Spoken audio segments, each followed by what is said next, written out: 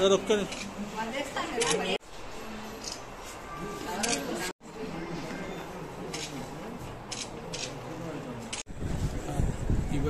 కార్యక్రమం గురించి మీ పుస్తకావిష్కరణ గురించి మీ పేరు చెప్తారు. నా పేరు లగడపాటి సంగయ్య.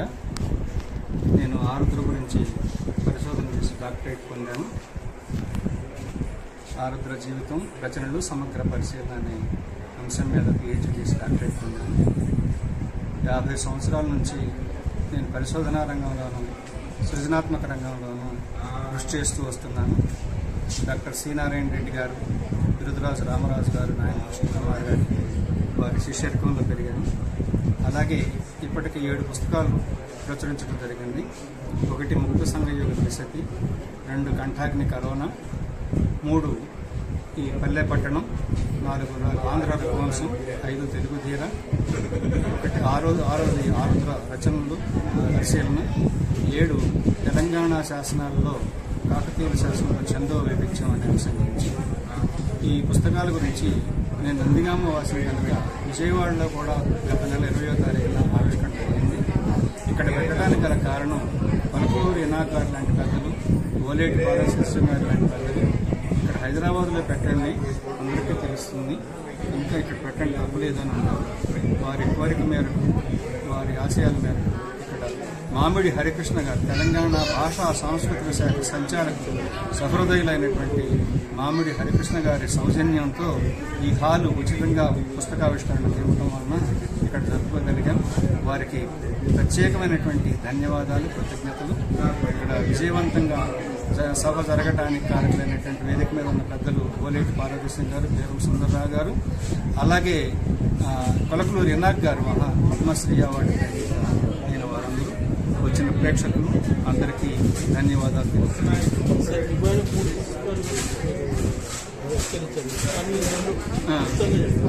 ఒకటి పల్లె పట్టణం అనే కావ్యం నేను ఏదో 1 సంవత్సరం 2 సంవత్సరాల్లో ఈ పద్యాలు రాయలేదు. దాదాపుగా 12-15 సంవత్సరాల నుంచి అప్పుడప్పుడు ఆ పల్లెల్లో ఉన్నటువంటి వృత్తి జీవనం ఎలా జరుగుతుంది, వృత్తుల వాళ్ళు అంటే నాకు ప్రేమ, ఒడ్డెర వృత్తి, మాదిగ వృత్తి, చాకలి వృత్తి, మంగలి వృత్తి, ఇలాంటి వృత్తుల వాళ్ళు ఆనాడు ఎలా జీవించారు, వాళ్ళ యొక్క సామాన్యమైనటువంటి జీవితం, పేదరికంతో కూడుకున్న జీవితం ఎలా సాగింది, వాళ్ళ మీద ఉన్నటువంటి ప్రేమతోని, ఆ మనుషుల మీద ఉన్నటువంటి ప్రేమతోని వాళ్ళు పడినటువంటి ఆనాటి బాధల్ని వ్యక్తీకరిస్తూ, అలాగే పల్లెలు ఎలా ఆ నాగరికత, ఆ సంస్కృతి, ఆ దసరా పండుగలు, ఆ బతుకమ్మలాటలు అవన్నీ వాళ్ళ కనుమరుగైపోవడానికి గల కారణాలేంటి, బహుళ వ్యాపార సంస్థలు రాజ్యాంగానికి వచ్చిన పరిపాలన చేయడం వలన మనకి ఈ సంస్కృతి అంతా అడుగుపెట్టిపోయి పట్టణానికి వచ్చింది. పట్టణాల్లో కూడా కార్మికులు, రిక్షా వాళ్ళు, ఆటో వాళ్ళు, బడుగు జీవులు, ఊడ్చేవాళ్ళు, రోడ్ల మీద ఊడ్చేవాళ్ళు, వాళ్ళు ఎలాంటి ఇబ్బందులు పడుతున్నారనేది నాకు మనసు కదిలి వాళ్ళ గురించి వ్రాయటం జరిగింది. దాని ఉద్దేశం కరుణ రసాత్మకమైన కావ్యం, మానవతావాదాన్ని దేశంలో వ్యాపింపజేయటమే నా ఉద్దేశం. ఇంకొకటి అతివాదం కాకుండా, మితవాదం కాకుండా సంస్కరణవాదం గొప్పది అని చెప్పదలుచుకున్నాను దీని ద్వారా.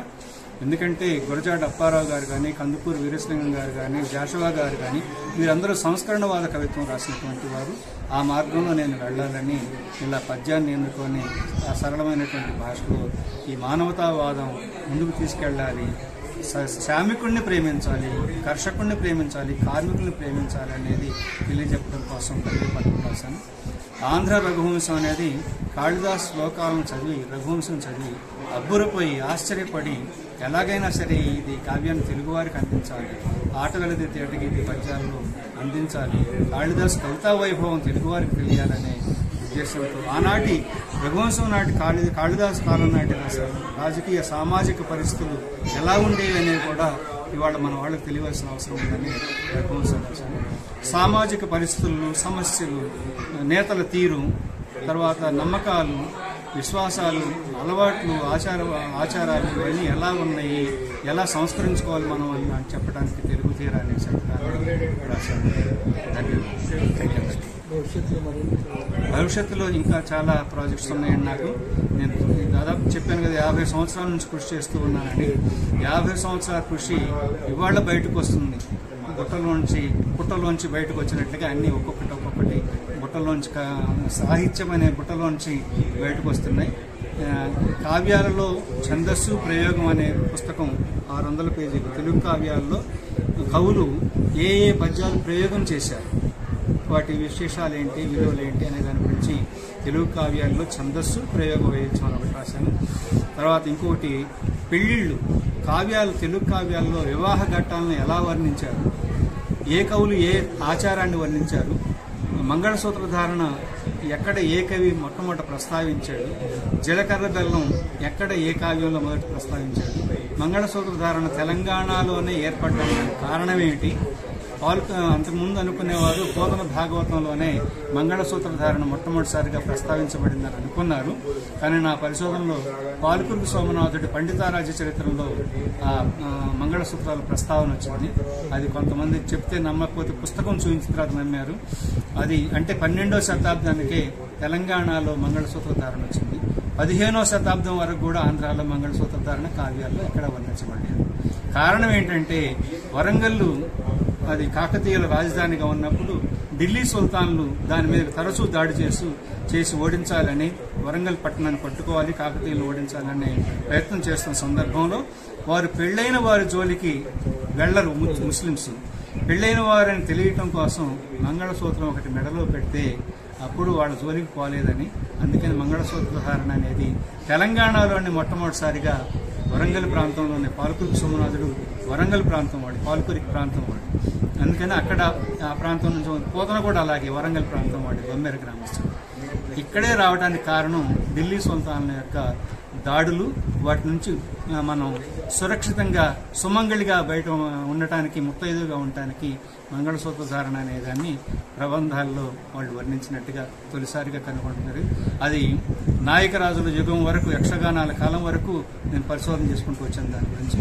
కృష్ణదేవరాయలు మళ్ళీ ఆముక్తమాలేదలో జీలకర్ర బెల్లము, మంగళ స్నానాలు మొదలైన అన్ని ఆచారాలు ఇప్పుడు ఏమైతే చేస్తున్నామో, ఈ సంగీతులు, ఈ గోరెంట మెహందీలు ఆనాడు ఎంత వైభవంగా చేసేవాళ్ళు అవన్నీ వర్ణించారు. వాటన్నిటినీ నేను ఆ పుస్తకంగా కూడా మేజర్ రీసెర్చ్ ప్రాజెక్ట్ యూజీసీ కోసం సబ్మిట్ చేశాను. 2004లో సబ్మిట్ చేశాను.